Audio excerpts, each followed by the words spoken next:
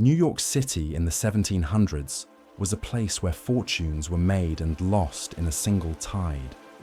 A bustling colonial port of barely 25,000 souls, yet already showing signs of the relentless ambition that would one day make it the greatest city on earth. This was an era when the scent of fresh bread mingled with the stench of the harbor, when elegant Dutch merchants rubbed shoulders with rough sailors from across the Atlantic, and when the seeds of revolution were quietly taking root in smoky taverns and crowded marketplaces. Thanks to revolutionary AI technology, we can now step back nearly 3 centuries and witness these remarkable scenes with stunning clarity. By analyzing period maps, paintings, and detailed engravings from the era, we're able to recreate the sights, sounds, and atmosphere of colonial Manhattan as our ancestors experienced it. Join me as we walk the cobblestone streets and explore the wooden wharves of a city on the brink of transformation. What's that? Picture this. You're standing at the southern tip of Manhattan Island in 1750, where the Hudson and East Rivers converge into New York Harbor. Before you stretches a forest of masts and rigging, merchant ships from London, Bristol, and the Caribbean crowded together like a floating marketplace. The air thrums with activity as stevedores haul barrels of molasses, sacks of grain, and bolts of fine cloth onto weathered wooden docks that creak under the constant weight of commerce. This is the beating heart of colonial New York, a port that already rivaled Boston and Philadelphia for dominance of American trade. Dutch influence still lingered everywhere you looked, from the stepped gable roofs that lined the narrow streets to the distinctive windmills that dotted the landscape beyond the city limits. Yet English authority was unmistakable, proclaimed by the imposing presence of Fort George, rising from the harbor's edge like a stone guardian watching over the bustling waterfront.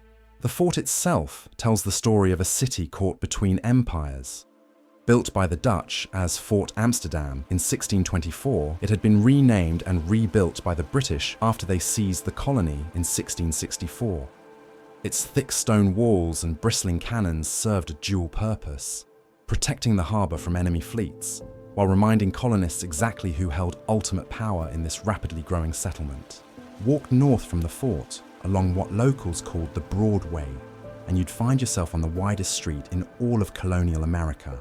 This grand thoroughfare, barely 80 feet across, was the city's main artery, connecting the commercial district near the harbor to the fashionable residential neighborhoods spreading northward across Manhattan Island. Elegant carriages rattled past on cobblestones imported as ballast from European ships, while merchants in powdered wigs conducted business beneath the shade of sprawling elm trees. The houses that lined these streets told their own stories of colonial prosperity. Wealthy merchants built in the latest Georgian style, with symmetrical facades, sash windows, and classical doorways that proclaimed their owners' refined tastes and growing fortunes. These weren't the cramped wooden structures of earlier settlements, but substantial brick and stone mansions that could rival anything found in London or Amsterdam. Yet venture into the narrow alleys and side streets, and you discover a very different New York. Here, artisans and laborers crowded into modest wooden houses, their workshops spilling onto the streets with the sounds of hammering, sawing, and shouting. Blacksmiths worked their forges, while coopers crafted barrels for the endless stream of goods flowing through the port. The air hung thick with smoke from countless chimneys and the ever-present smell of horse manure that carpeted every thoroughfare. Trinity Church dominated the skyline with its soaring spire, a testament to Anglican authority in this increasingly diverse city.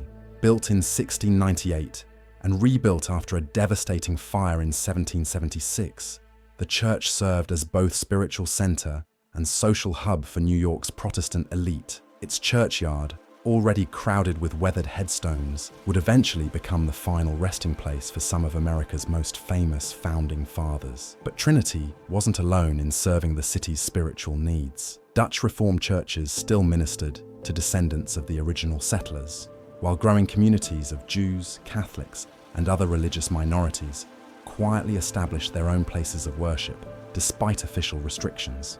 This religious diversity reflected the port city's increasingly cosmopolitan character, as merchants and immigrants from across Europe and the Caribbean brought their faiths and customs to Manhattan's crowded streets. The city's markets buzzed with activity from dawn to dusk. The Fly Market near the East River docks offered fresh fish pulled from the harbor that morning, while the Bear Market on Broadway featured produce from farms across Long Island and New Jersey. Here, housewives haggled over prices in Dutch, English, and a dozen other languages, creating a babel of commerce that would have been unimaginable in more homogeneous colonial settlements. Beyond the official markets, street vendors hawked their wares from wooden carts and makeshift stalls. Oyster sellers called out their prices while balancing baskets of freshly shucked shellfish from the harbour beds. Hot corn vendors pushed through crowds offering steaming ears slathered with butter and salt. The aroma of fresh-baked bread wafted from countless bakeries, where German and Dutch bakers had perfected recipes brought from the old country.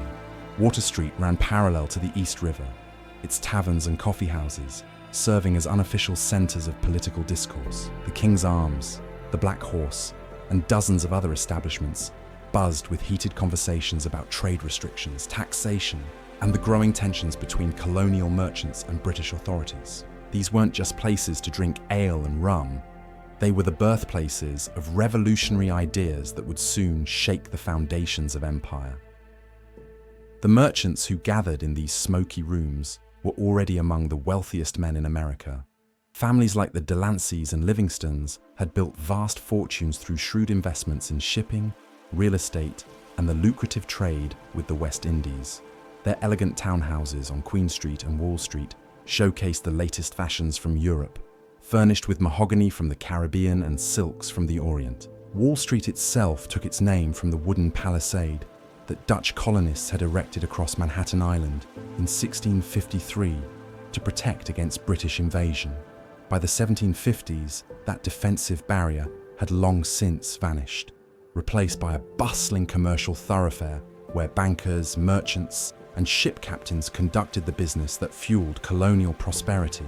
The seeds of America's financial empire were already taking root in the counting houses and merchant exchanges that lined this historic street. Slavery cast a dark shadow over this colonial prosperity.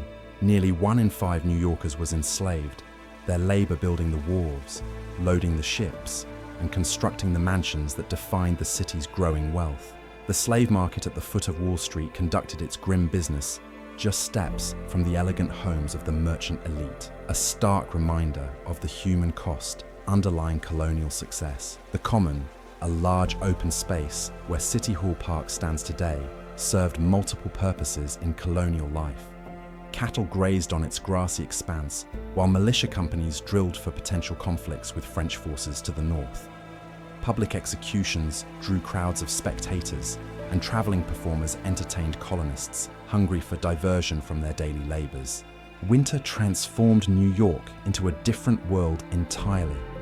The harbor froze solid enough for sleighs to cross between Manhattan and Brooklyn, while ice cutters harvested blocks from ponds across the island to preserve food through the warmer months. Snow-covered streets muffled the usual din of commerce, and wealthy families gathered around massive fireplaces in their parlors.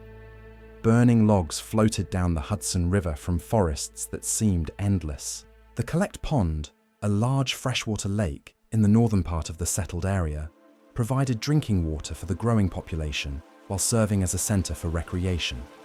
In summer, children swam in its clear waters, while adults fished for bass and pickerel.